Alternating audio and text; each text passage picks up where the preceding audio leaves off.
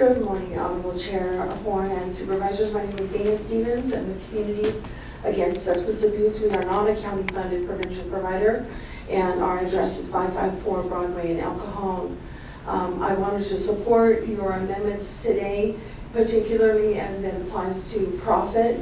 Nothing in 215 provides for the making of profit and the selling of marijuana, and also in terms of the jurisdictional boundaries and respecting the properties, the sensitive use areas across the jurisdictional boundaries. I think those are two amendments that don't detract from the ability of people to still have access to marijuana for their medical needs, but does respect the communities that you all represent, and also respects the letter of the law in 215. Thank you very much for your consideration of these two amendments today, and we wish to express our support. Thank you again. Hi, my name is Kathy Linden, and I live in Rancho Santa Fe, and my P.O. Box is 12.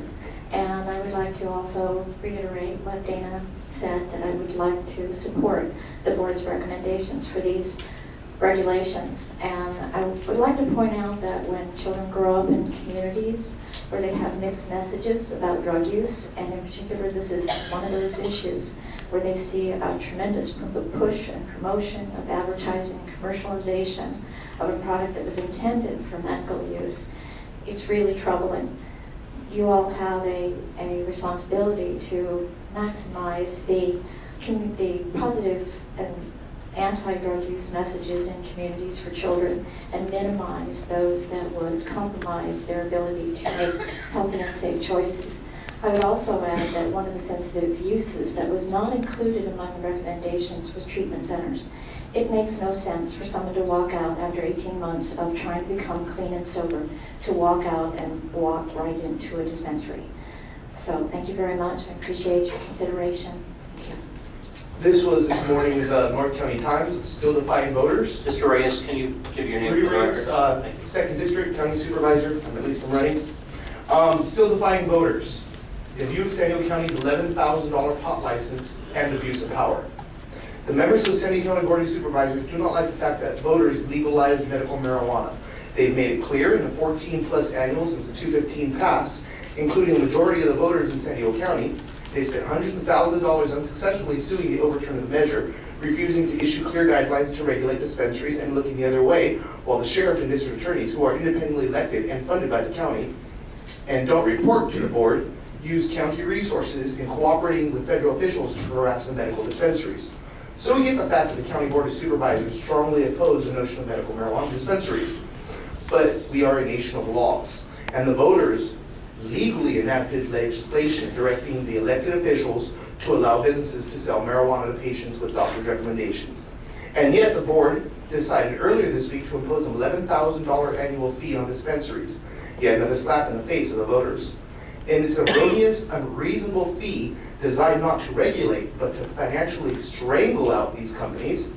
By comparison, the county's license to operate a massage parlor, another business open to abuse, costs less than $400 a year. The problem is this sort of financial incentive is not a good one. Considering that the medical marijuana dispensaries are required to run as nonprofits, an $11,000 annual fee is unreasonable, and a purpose which is very devious and suspicious. Again, it's a de facto ban. What you are doing here is trying to make sure that businesses like this don't function. I'm going to allow you to allow a waiver for one of these businesses, at least the first year, since they are a nonprofit, so they can establish themselves and be able to pay their extraordinary amount. And it doesn't seem logical that you would be doing this from the get-go, considering the fact they are a nonprofit, and they can't provide you with monies from nonprofit status. It doesn't make logical sense. Therefore, I have called the office of our governor, who was the Attorney General, who did write these guidelines, and I've asked him to oversee these laws and take a look at what you've done and see if they are within the spirit of Prop 215, which they are not. So expect some oversight, I hope, very soon, because there's always going to the boss of the boss, and that's your boss. So therefore, I've gone to the Attorney General guidelines, the man who wrote them, and asked him to take a look at the situation. It's the best I can do. I'm a minor politician trying to pull what strings I can, but it seems a logical step. Again, what you are doing here is being put by your own newspapers as irrational. please reconsider this and remember that under Topanga versus the County of LA, what you're doing is illegal. Your findings do not support what you are doing. In other words, there's no need for $11,000. There isn't a public issue. Thank you. Hi, I have a copy for an article that was on. I know how to say your name, but you do Okay, need to. I'm sorry. Well, there. I got a copy of the LA Times from the 22nd. In deference to the county attorney, I think your plan for the de facto ban by doing this way is probably the best thing that you could do, because LA's got a lot of problems, and according to this, they estimate they have 135 dispensaries. There's a court order that's going to take the rules away, and they're afraid they're going to go back before September. But anyways, you can have the article, because it will explain to you, apparently there was some confusion that there was a ban in LA. The other thing that has concerns me is if you look at the 5 hour and 22 minute mark of the Planning Commission, which I sat there till then anyway, and you'll find that the president's made a comment that it was way too restrictive what they're ordering now. And that the city's regulations, they didn't include churches, which means they'll even make less places available. And that he said that the city should reconsider it and look at this, because it's open it's too exclusive. And you're doing even a worse job. And I might point out that Diana Jacobs, I do vote for you, right? I mean, I'm in your area, so even though this is outside the city limits of El Cajon, I mean, you're still my supervisor, right? Okay. I'm confused because I'm trying to contact your office and they don't want to talk to me. So I don't know what to tell you, but anyways, thank you very much. Good morning. My name is Terry Best with the San Diego chapter of Americans for Safe Access. I also sit on the board of directors of Stepping Stone of San Diego, an inpatient drug and alcohol treatment facility. I am also a long-term volunteer at UCSD's Co-occurring Disorders Program, an outpatient drug and alcohol facility addressing drug use, addiction, and mental disorders in a single model. I have volunteered and worked with drug users and people in recovery for over 8 years. In my volunteer work, I have spoken with hundreds of people whose lives have come nearly undone from drug use.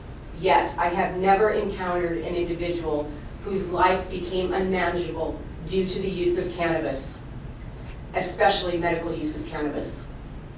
In my experience, I've seen many people who once suffered or are suffering from acute or chronic pain begin to take pharmaceutical pain pills to treat that pain, only to have their lives turned upside down by the dependence on their use.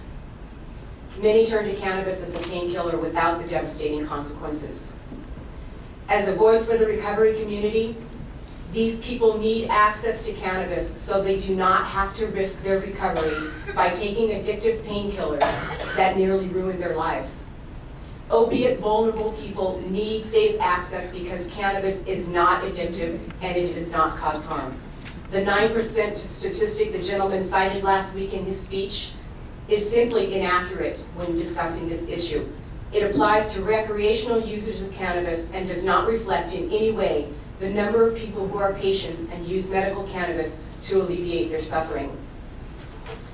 There needs to be some alternative pain treatment for people who cannot use pharmaceutical painkillers. Instead of focusing on misleading, irrelevant, and inaccurate statistics, such as those cited by the young man on the meeting on the 25th, we should be working to create treatment alternatives for those addicted to opiates and other pharmaceutical drugs. Please do not restrict access so severely that people do not have the health choices given to them by the voters of California with the Compassionate Use Act. Today you have an opportunity to make a difference in the lives of the people in recovery by voting against these restrictive amendments and by sending this ordinance back to staff for community input and revision. Thank you.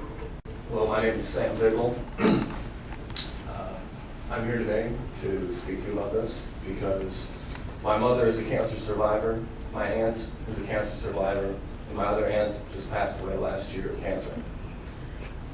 The issue before you is the safe access of medical cannabis. And how do we make it safe? And how do we make it easy for those patients to receive medicines prescribed to them by their doctors? To make it not safe for them to access their medicine, to make it difficult for them to do this, is not to treat them with any type of humanity or compassion.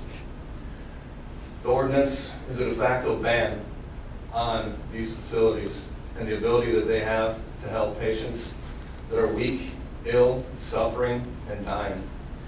So I ask you to send back this ordinance, have them revise it, have them amended, have it reflect our true compassion, our true humanity as people. Thank you. Thank you. Good morning, Chairman Horn, Supervisors. My name is Eugene Davidovich with the San Diego. I'm the San Diego Area Liaison for Americans for Safe Access, the nation's largest medical marijuana patients' rights advocacy group. And on January 25th, Supervisor Slater Price talked about that if in fact the law, the ordinances are so strict and so restrictive that it is impossible to cite a medical marijuana facility or a legal dispensary, then we should look at that, because it seems to me, that was the quote, that it would be possible that is not in the spirit of the law or even in the letter of the law. Well, Supervisor Slater Price, there are no sites where a medical marijuana collective can be cited currently in the unincorporated areas. The ordinance that you voted to enact 7 months ago and are about to approve more restrictions to today is, in fact, so restrictive that it is impossible for a legal dispensary to open, which does, in fact, go directly against the spirit of the law, the letter of the law, and against the needs of your most neediest constituents, the sick, the dying, and those who rely on this medicine to maintain a normal quality of life. Although your staff may tell you that there's only been 1 or 2 applications for a permit, folks, I assure you, I have personally spoken with dozens of patients who have called us to tell us that they cannot find a property in the unincorporated areas that is either available or valuable. Supervisors, you have effectively banned access to medical cannabis in the unincorporated areas of San Diego County. I encourage you to at least once read this ordinance in its entirety from a patient's perspective. The purpose, the intent, and outcome of this ordinance is a continued delay in the implementation of the Compassionate Use Act. Ladies and gentlemen, today you do have an opportunity to change the misguided road that this ordinance has taken. No more delays. Send it back to staff for input from patients as well as the community, and create a piece of legislation that truly reflects the needs of your constituents, not the fear of the unknown or your own personal views on this issue. Thank you for your time. Thank you very much. My name is Marcus Boyd. I'm here today to speak specifically to Ms. Pam Slater Price. Ma'am, last week, you, during your commentary and attempted justification for the facts and findings as you see them, you broke my heart when you referred to, very condescendingly, a group of patients between the ages of 18 to 25. Those patients would be male, and you saw them as, and I wish we could have the condescending remarks specifically that you could hear yourself, but you referred to those men as fraud, as illegitimate, I think was the best description. And I would like you to understand that those men that you saw in that line, or that you feel that were in the line, were seeking the relief that medical marijuana provides them. And I'd like you to understand that as many as 300,000 war veterans returned from Iraq and Afghanistan, ma'am, I am a disabled veteran, have experienced post-traumatic stress disorder, and more still, long-term chronic pain as a result of their service. And to you and our nation for your freedom to sit there and govern as you do. So many, Ms. Price, that the Department of Veterans Affairs issued a VHA directive number 2010-035, that in which the DAV provides guidance to the use of medical marijuana by veteran patients, such as myself. And that guidance was to allow veterans who found relief of their symptoms with the supplemental use of medical marijuana to continue their veterans treatments for pain relieving, that opiates that cause addiction, that they use medical marijuana to supplement that and prevent addiction, ma'am. It is in actual medical findings, not personal opinion findings. Furthermore, in a Casey Family Northwest alumni study conducted in conjunction with researchers from the Harvard Medical School, the rate of PTSD in adults who were in foster care 1 year between the ages of 14 and 18 was found to be higher than that of combat veterans. Up to 25% of those meet the diagnostic criteria for PTSD, ma'am. 25% of all foster kids have PTSD, according to that study from Harvard. Our own County of San Diego website for Child Welfare Services says there are approximately 1,500 licensed foster cares, and every month hundreds of neglected, abused, or abandoned children need homes, love, and care and understanding of a foster parent. And according to the Harvard researchers, 25% of them are going to need your compassion for medical marijuana to treat their PSD. Please help. Good morning. My name is Crystal Smith. Safe access is more than a secure location. It's staying local, being surrounded by trusted friends and neighbors. It's more than lighted parking lots and armed guards. Safe access is being safely down the street or around the corner.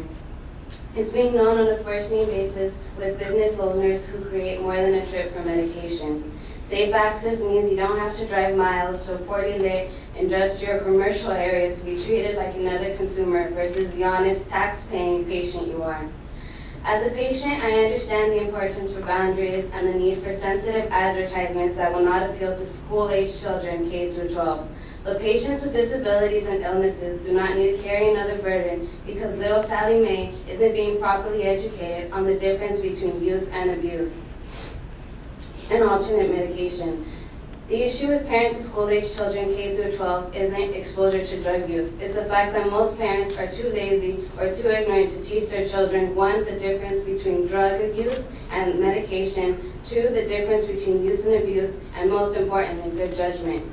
Most parents aren't confident that they can properly and effectively educate their children to have good judgment, so they must throw the burden of their irresponsibilities and incapabilities on the community, and in this case, the medical marijuana community.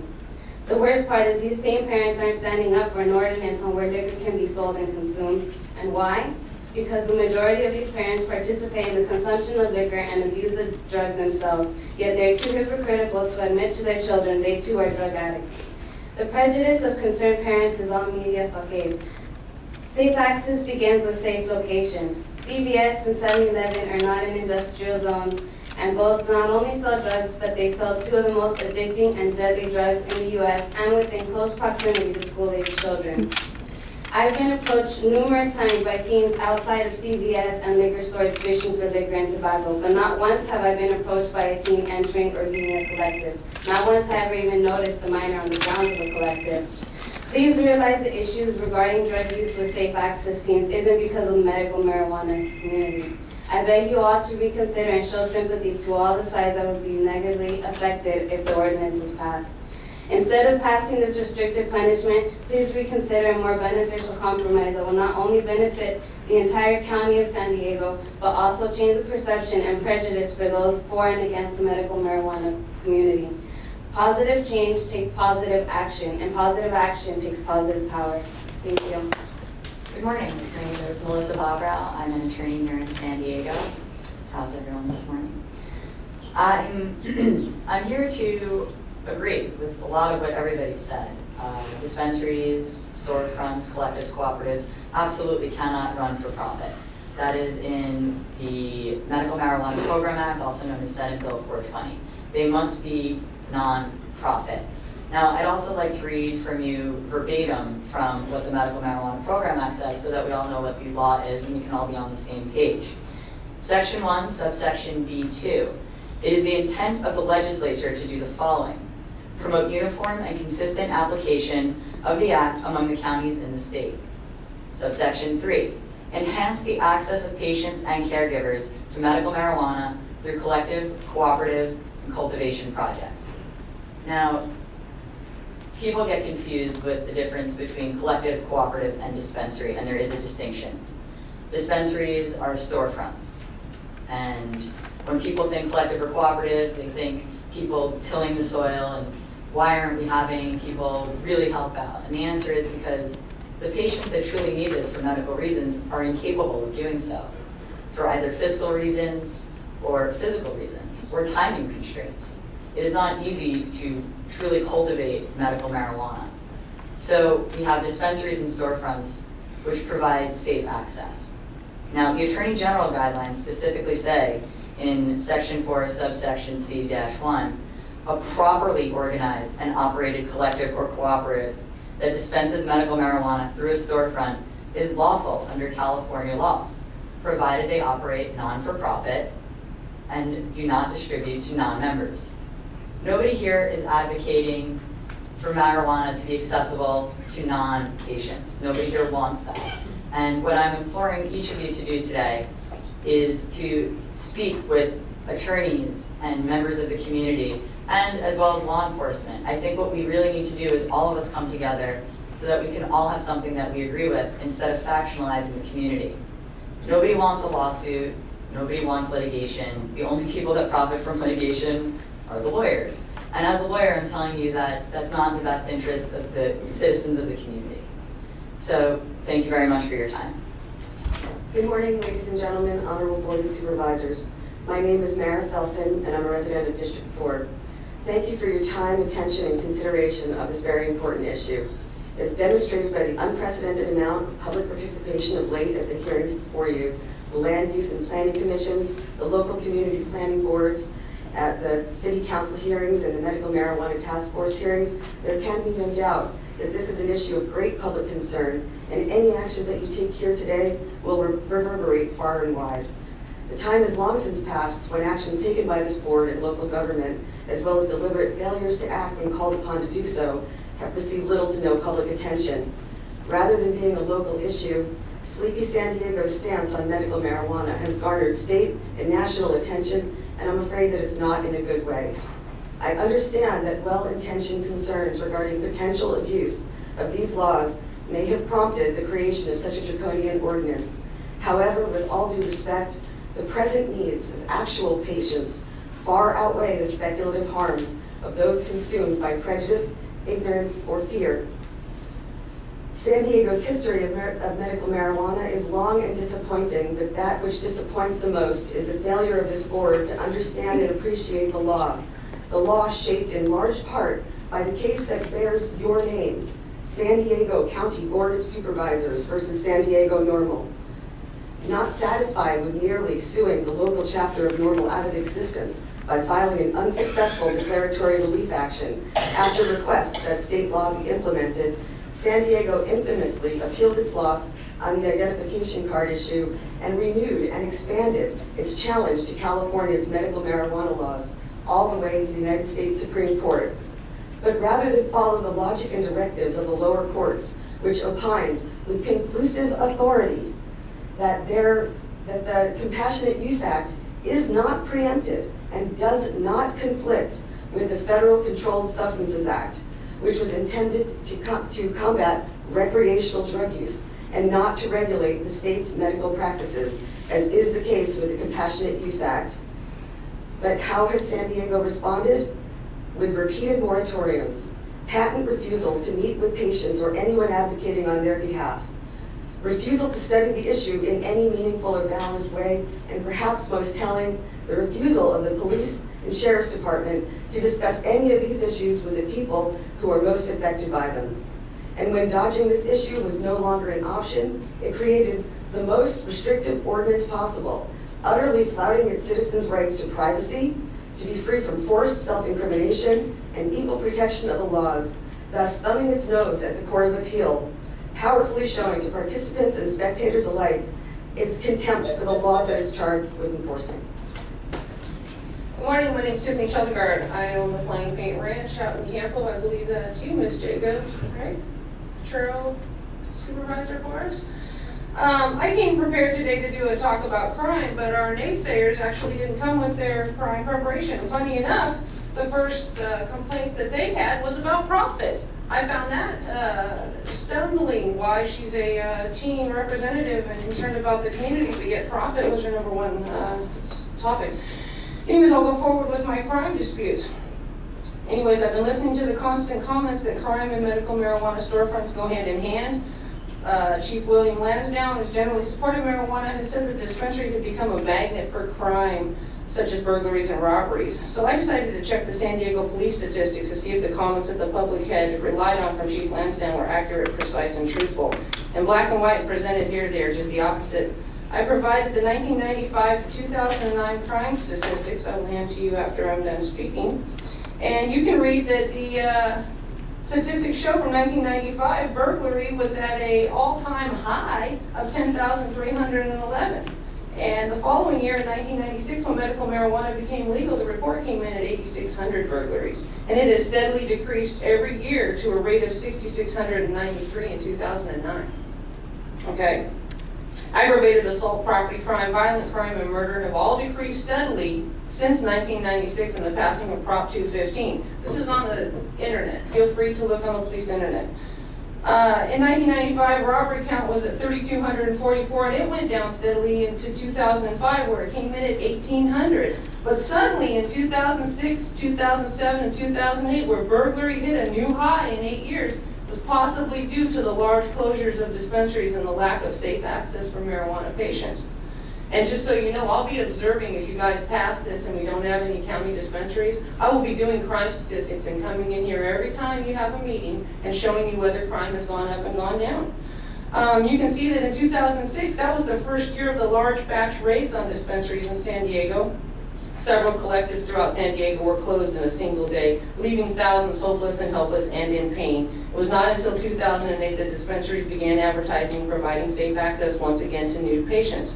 From 2006 and 2008, we had no safe access in storefront medical marijuana dispensaries. Do I have to point out that it is now proven that consistent with safe access in San Diego, there is less crime. And without safe access, there was more crime. You guys can look at the numbers, it's straight there.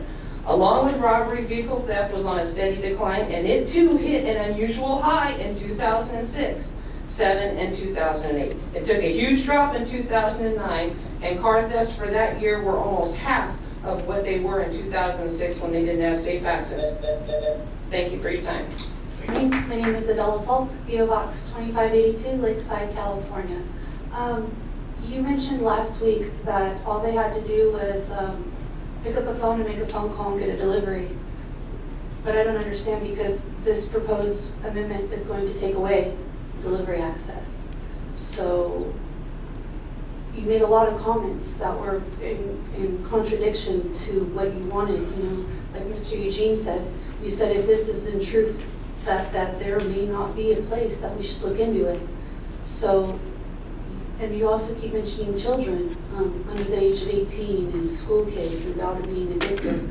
But this is not about that. This is 215. This is a medical issue. So the statistics about children, at this point, I don't understand what that weighs into 215 and about with rules and regulations and safe access. All of that can be combated with reasonable rules and regulations. So I just ask, like I said one time, that you take everything that everybody says with a grain of salt and do your own research on it, because you can find things that are going to support or contradict whatever it is that your opinions or your claims are. So I really think that my community said it all. So I hope today that we send this back to staff and we just get more public community input, both pros and cons, and come up with a restriction or a regulation that everybody feels is beneficial for everybody, both pro and against. Thank you.